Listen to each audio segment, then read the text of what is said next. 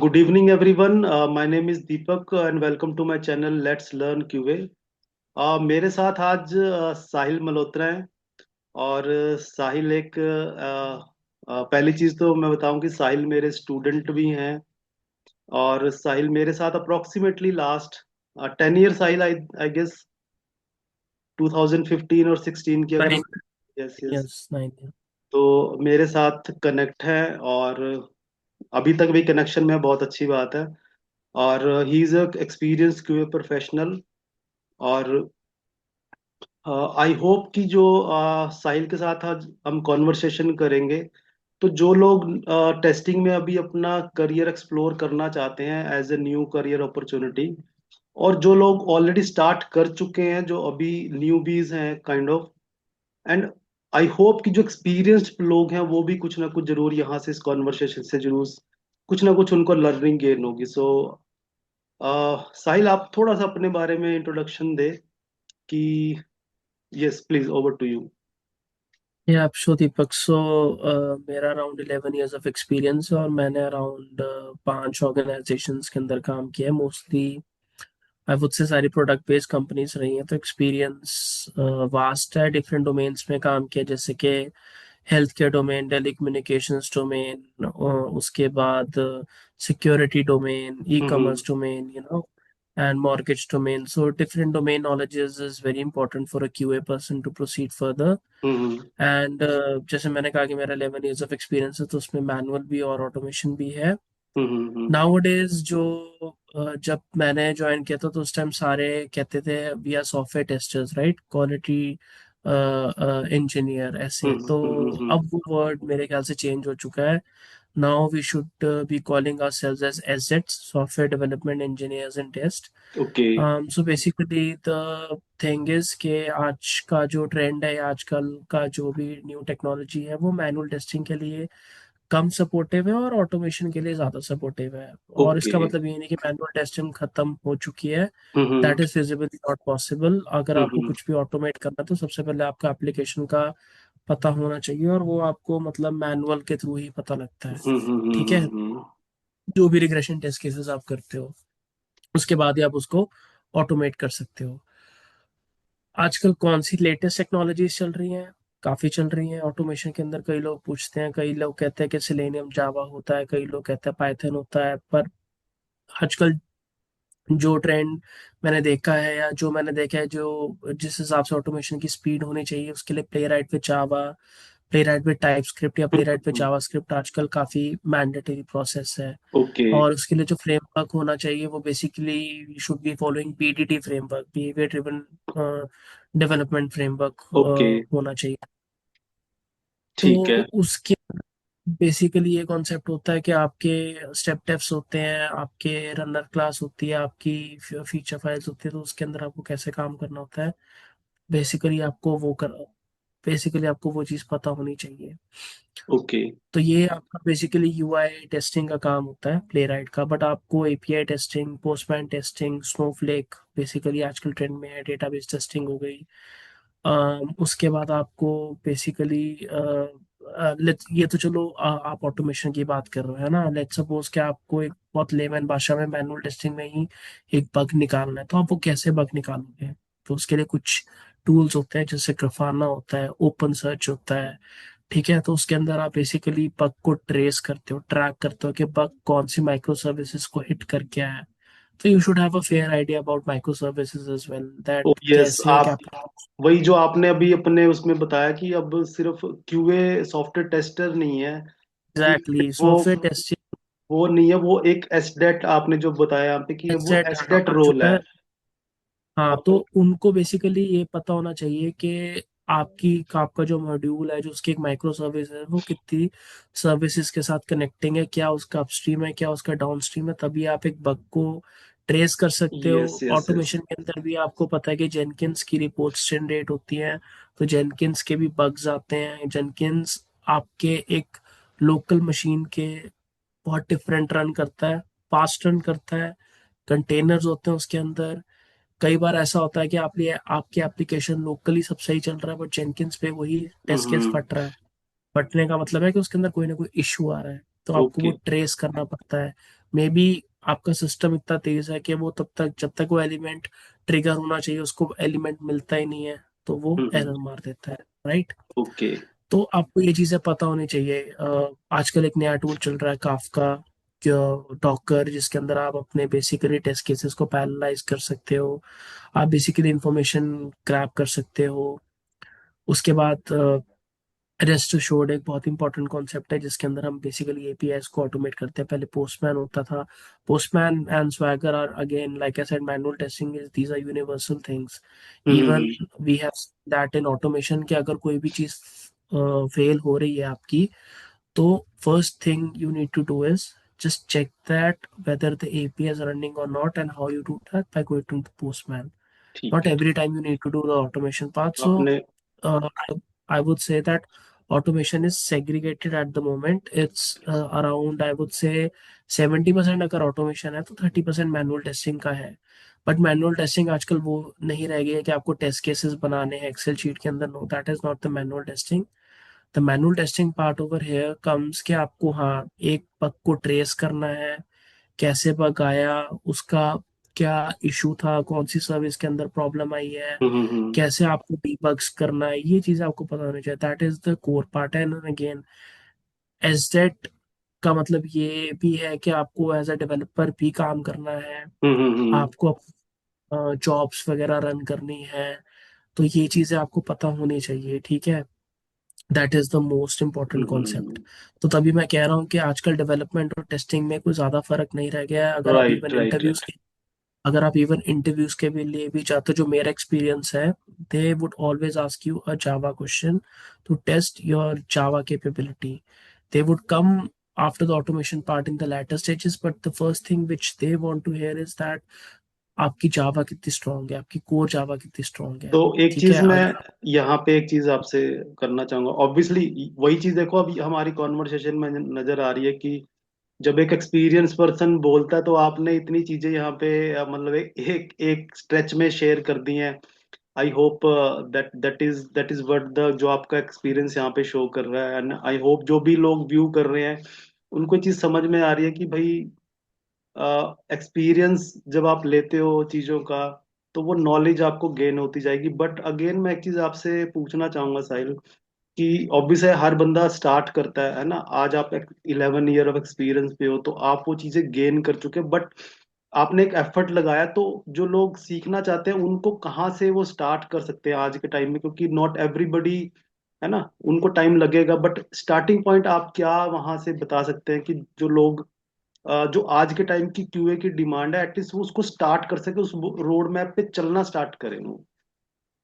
See the basic thing है कि आप कोई भी एक कोर्स में एनरोल करो। जैसे मैं आपके पास हेल्प के लिए आया था, ठीक है।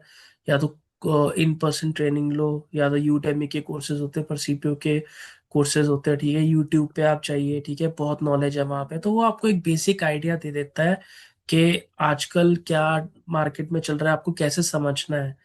बट अगर आप ये चाहते हो कि मैं कैसे सीखूं, जो भी आपने बेसिकली थियोरेटिकली सीखा उसको प्रैक्टिकली एप्लीकेबल, मतलब अप्लाई भी करो। इंटेलिजे है आजकल, मेरे टाइम पे क्लिप्स चलता था, अब आजकल इंटेलिजे चलता है। जो आपका आईडी है, इंटेलिजे पे जाके अपने हम्म। प्रोजेक्ट्स बनाओ जो आपने यूट्यूब या यूडेमी पे सीखे हैं, ठीक है।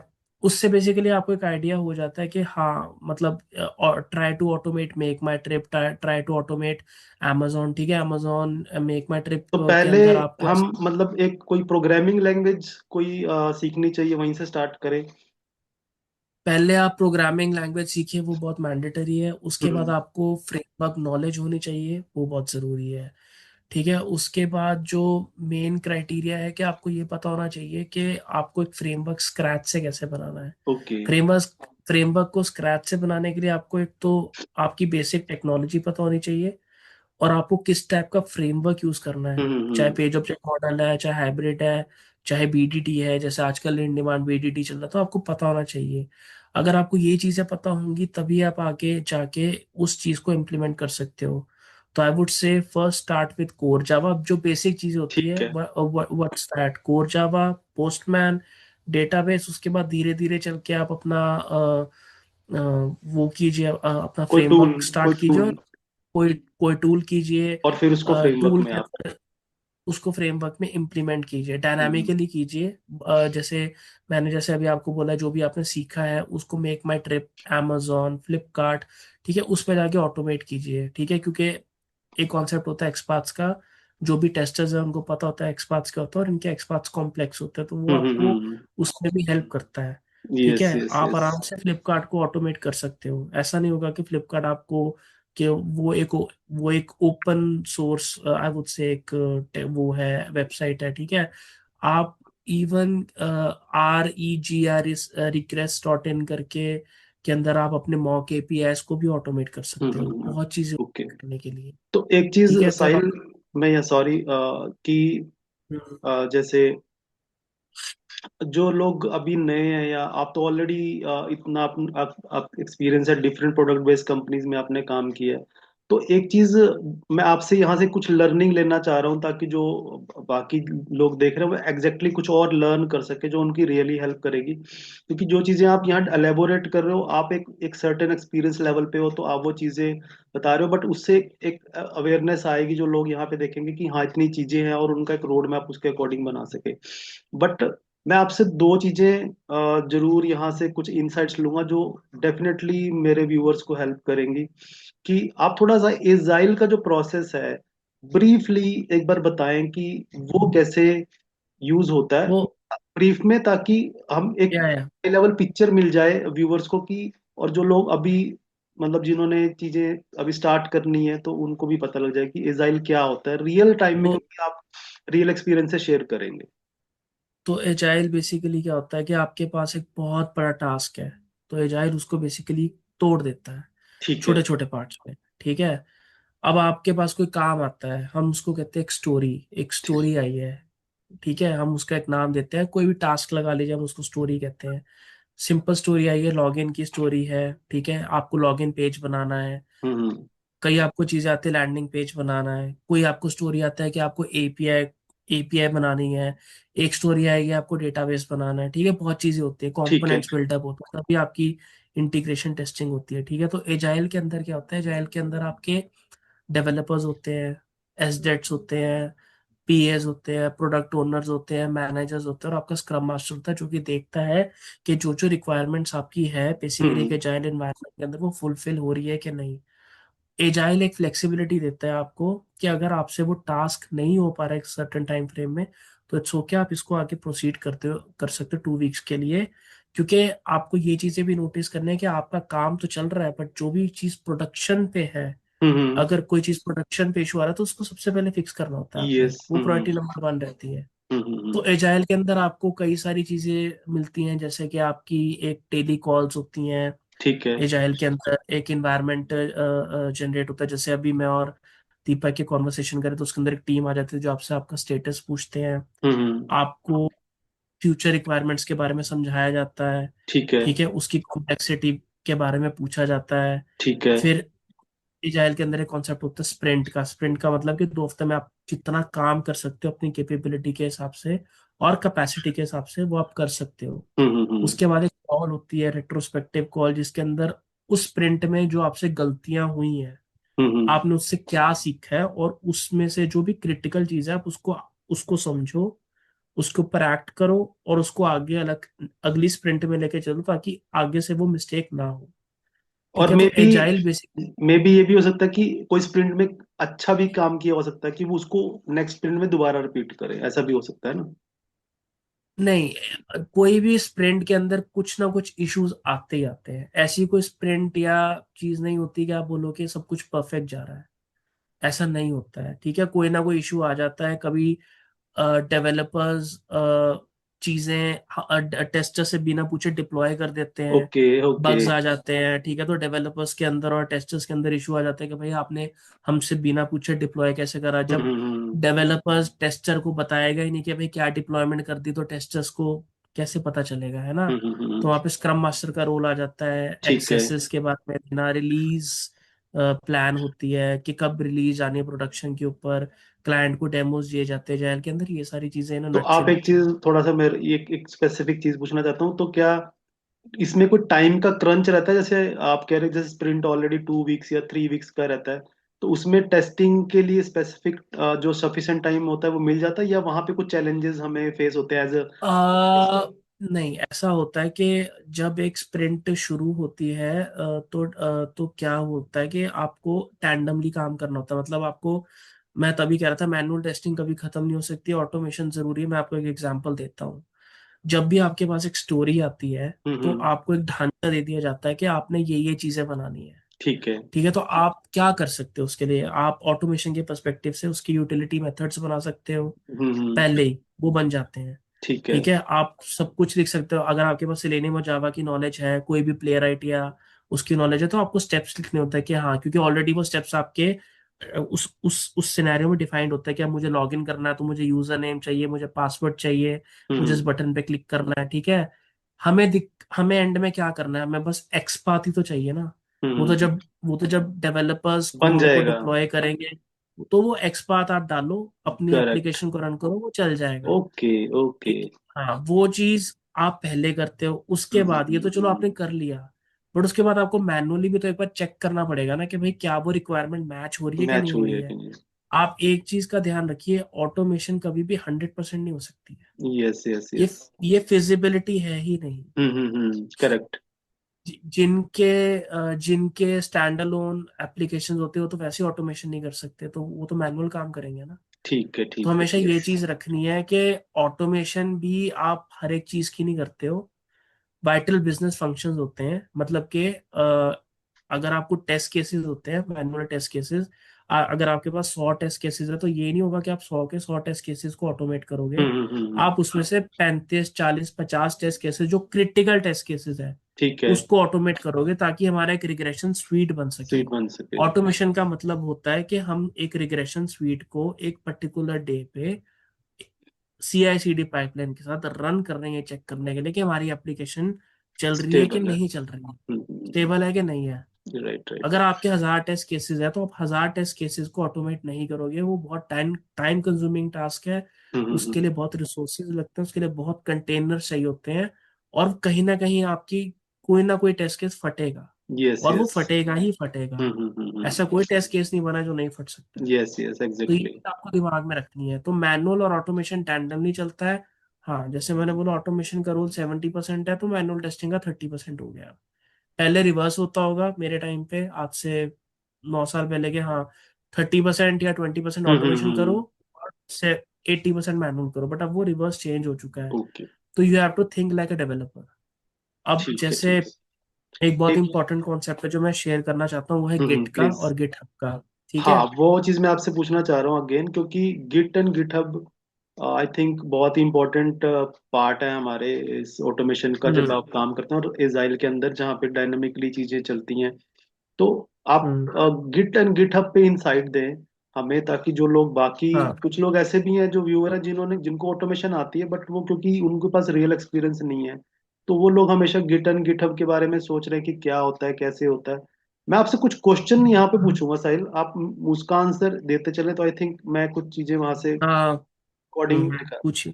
जैसे सपोज करो आप एक ने आपने एक टीम ज्वाइन की है, करेक्ट? तो आपको एक टास्क दे दिया है, एक यूजर स्टोरी असाइन कर दी है साहिल में कि भाई साहिल आपने ये ऑटोमेट करनी है। तो आप यहाँ पे गिट को कैसे मतलब प्रोसेस स्टार्ट करेंगे इन टर्म्स ऑफ गिट, थोड़ा बताएं। देखिए, मैं इंटेलिजे के पर्सपेक्टिव से बताता हूँ हाँ आपको, जी या प्लीज। के पर्सपेक्टिव से, किसी भी से। सबसे पहले अगर आपको ऑटोमेशन पे काम करना है, तो एक ऑटोमेशन का एक फ्रेमवर्क बना होता है जिसको हम राइट। कहते हैं रिपोजिटरी।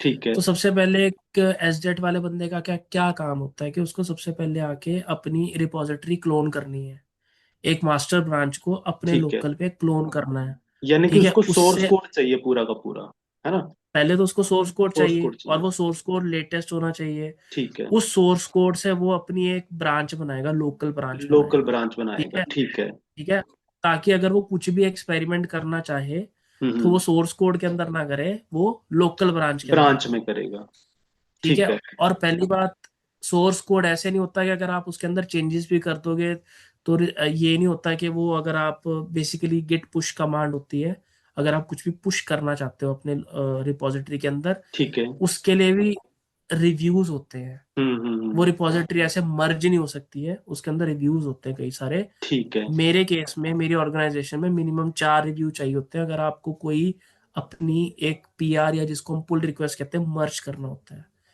तो हमेशा लोकल पे, हमेशा सबसे पहले आपको क्या करना चाहिए, जब भी आप लॉग इन करते हो, सबसे पहले अपने जो मास्टर ब्रांच है उसका पुल लो। ठीक है। क्योंकि क्योंकि मैं तो 8 बजे 4 बजे काम करके चला गया। अब 4 से लेके 12 बजे तक रात को कितने लोगों ने काम करा होगा, ठीक है। उस मास्टर ब्रांच के अंदर कितना कोड मर्ज हुआ होगा। आपके पास वो कोड थोड़ी ना है, नहीं होगा। आपके पास तो पुराना कोड है। तो सबसे पुराना पहले कोड। आपको गिट गिट पुल ओरिजिन मास्टर करके कमांड आती है, वो यूज करनी है ताकि आप अपना सारा लेटेस्ट कोड ले सको। ठीक। उसके बाद जो तो सबसे मैं यहाँ से एक इम्पोर्टेंट बार पार्ट इसको है। क्विकली रिकैप करना चाह रहा हूँ, आप कंफर्म करना।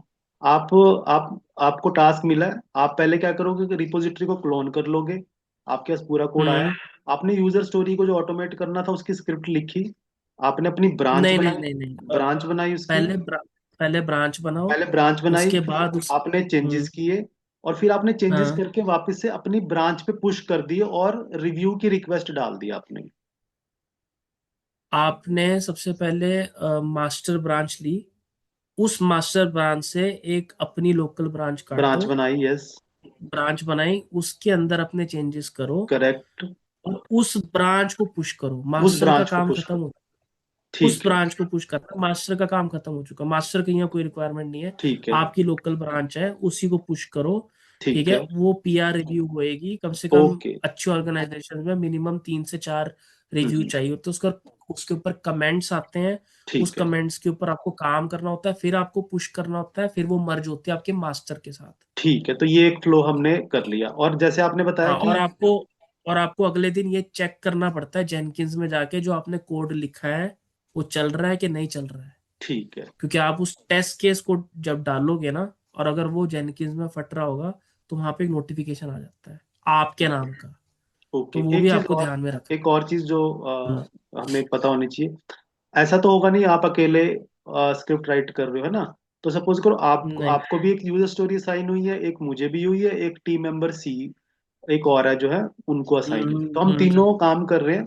तो सब ये सब सब तीनों लोग अपना सेम प्रोसेस रिपीट करेंगे ना, जो आप जैसे ने बताया आपने, है ना? ब्रांच बनाएंगे, सबकी अलग चेंज, अलग ब्रांच कटेगी। और अपने वो हम्म अपने फिर पुश करते रहेंगे ब्रांच पे। कर बिल्कुल। ठीक है, ठीक है। और जब भी फिर उसके बाद जब जैसे आप बता रहे हो कि नेक्स्ट डे जब आप काम करोगे, नेक्स्ट डे आप अपनी शिफ्ट स्टार्ट करोगे, तो आप पहले पुल वहां से ले लोगे। मास्टर का, अब पुल ले लो। मास्टर में जाके सबसे पहले पुल लो। पुल ले लो, ठीक है। उसके बाद आपको क्या करना है, एक ड्रॉप डाउन होती है, वहां पे आपकी अपनी ब्रांच दिख रही होगी। पहले तो आप मास्टर में चेकआउट करोगे, ठीक है। मास्टर ठीक में है। चेकआउट करके आप लेटेस्ट ब्रांच ले लोगे। उसके बाद आपको कुछ नहीं करना है, आपको अपनी ब्रांच में जाना है और वहां पे रीबेस ऑन टू मास्टर करना है। रीबेस का मतलब क्या होता है कि आपकी जो आपकी जो ब्रांच है ना वो मास्टर के ऊपर आ जाती है। ठीक है, ओके। बेसिकली ऐसे अगर अगर ये मास्टर है, ठीक है, अभी आपने रीबेस नहीं करा, जैसे आप रीबेस करोगे ये आपकी लोकल ब्रांच है, ये इसके ऊपर ऐसे साथ आ जाएगी, तो एक ओके। लीनियर अप्रोच बन लीन जाती है। अप्रोच बनती ठीक है। है, लीनियर अप्रोच बन जाती है। उसके बाद आप क्या करोगे, को उस लोकल का पुल लोगे मास्टर के थ्रू। तो जो मास्टर का जितना भी अपडेट है वो आपकी लोकल में आ जाएगा। ओके। सबसे एक पहले चीज। आपने क्या किया, सबसे पहले आपने मास्टर को अपडेट करा। मास्टर को अपडेट करा, पर आपकी लोकल ब्रांच थोड़ी ना अपडेट हुई है, हाँ लोकल जी। को भी तो आप मास्टर के साथ अपडेट करोगे ना। तो हम्म। वो करना भी जरूरी है। तो वो फिर आप वही रीबेस ऑन टू मास्टर करके गिट पुल ओरिजिन मास्टर दोबारा आपको करना पड़ेगा वहां पे, ताकि मास्टर के जितने भी चेंजेस है वो आपके लोकल ब्रांच पे आ जाए। ठीक है, एक चीज और जो मैं आपसे समझना चाहूंगा। ऑब्वियसली जब टीम हम्म। मेंबर्स इतने काम करेंगे, कोलैबोरेशन होगी, तो कहीं ना कहीं कॉन्फ्लिक्ट भी आते हैं। तो हाँ, वो आप वो कई बार आते हैं, वो वो आते मैं हैं, तो एक्सपीरियंस उसका शेयर। क्या रीजन होता है, क्विकली आप बताना, हाँ क्योंकि हमारी मीटिंग हाँ, शायद उसका यहाँ पे थोड़ी कंक्लूड होगी।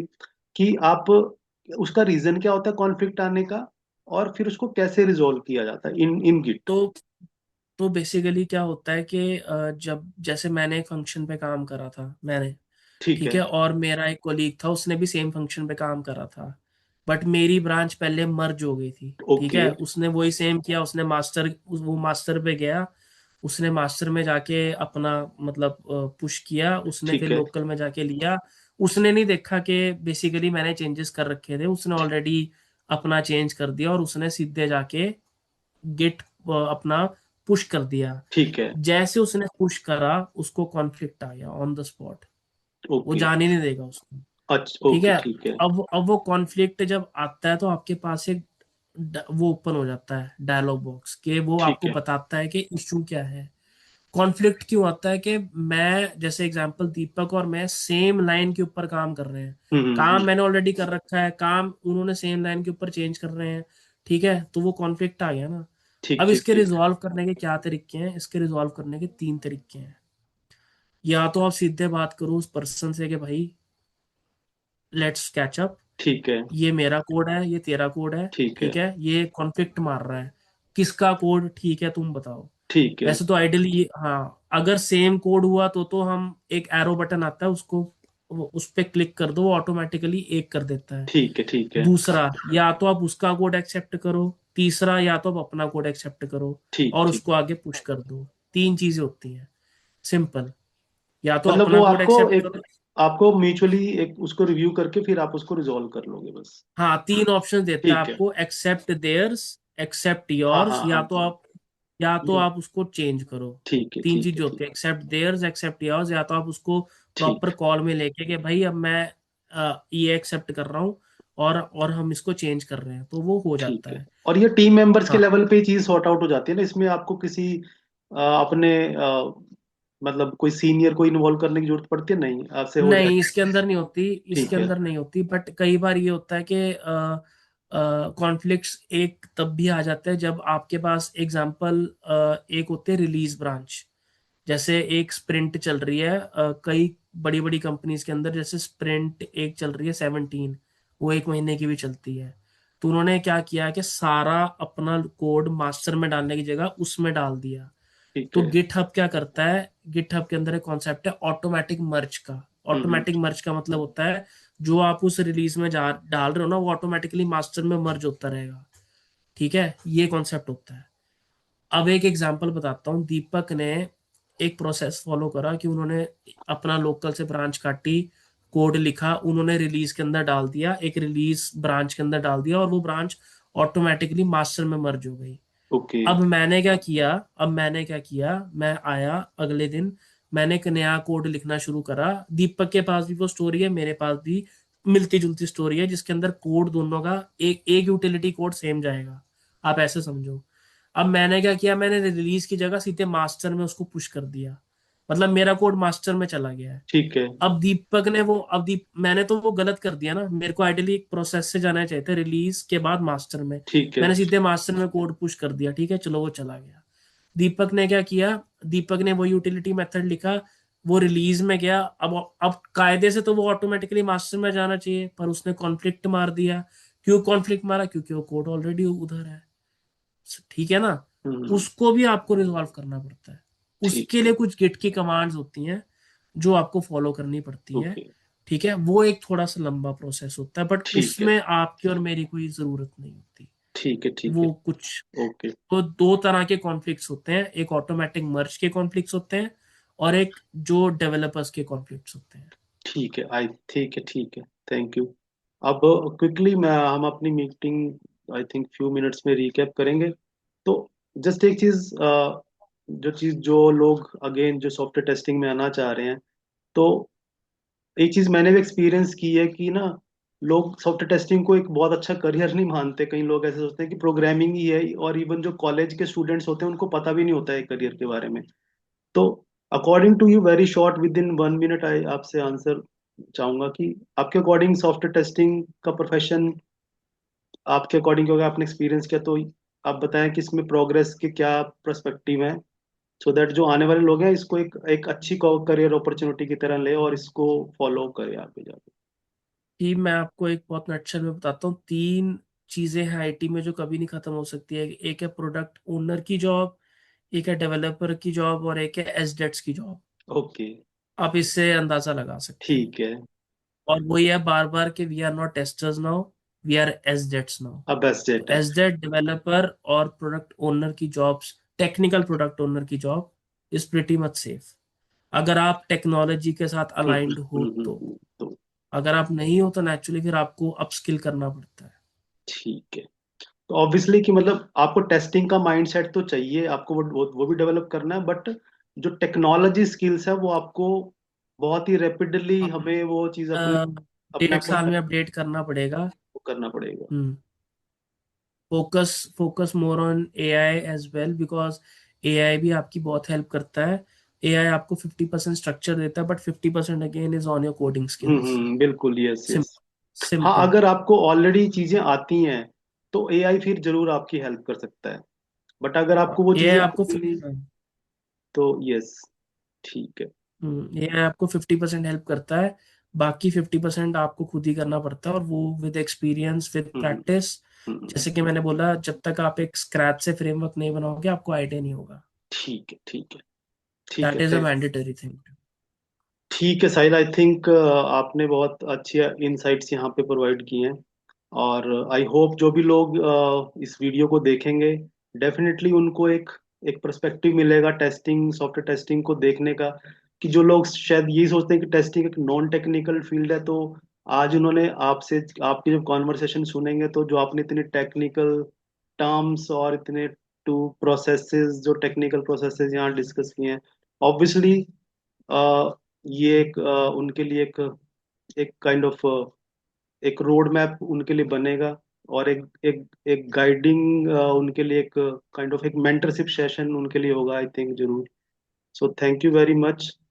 आई और विश। मैं एक चीज ऐड करना चाहता हूँ कि टेस्टर्स का काम डेवलपर से ज्यादा टफ हो गया है, क्योंकि उन्हें ना ही एंड टू एंड, क्योंकि डेवलपर्स के लिए एंड टू एंड फ्लो होना मैंडेटरी नहीं, टेस्टर्स के लिए टेस्टर के लिए होना। एंड टू एंड फ्लो होना भी मैंडेटरी है, और कोडिंग भी आनी चाहिए, सब कुछ आना चाहिए। तो ओके। वो आजकल इक्वल ही है बेसिकली। ठीक है ठीक है ठीक है Sahil, thank you very much.